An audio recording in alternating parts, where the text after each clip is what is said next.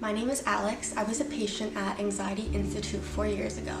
At the time, I was really struggling with OCD, and I was pretty much at rock bottom, and I felt hopeless. My dad and I researched some places that were in the area that treated anxiety, and we ended up finding Anxiety Institute. After that first appointment, I knew that I was in the right place. The kindness and compassion that I was met with at Anxiety Institute was truly life-changing. Exposure therapy was really hard, and there were days that I wanted to give up, but my therapist constantly reminded me that I could sit with discomfort and that I could do hard things. There were moments that I felt completely overwhelmed, but I knew that I was never alone because they were constantly at my side helping me get through some of the most difficult moments of my life. My therapists helped me face my fears head on, learn to resist compulsions, and help me sit with uncertainty and discomfort, which is a tool that I will use for the rest of my life that I am so grateful for. One of the most powerful tools I learned at Anxiety Institute was something called an imaginal exposure.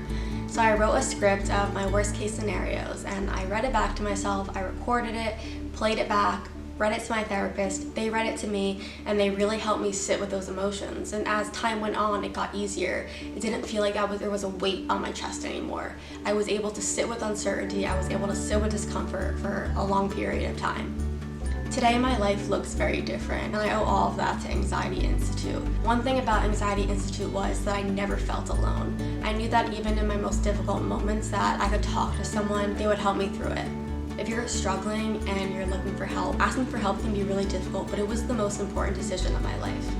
I owe so much of my recovery to Anxiety Institute, and I will forever be grateful for the compassion, kindness, and just love that I felt while I was there. I still talk about Anxiety Institute to this day, to all of my friends, and to everybody in my life who asks to hear my story. I always say it all started at Anxiety Institute.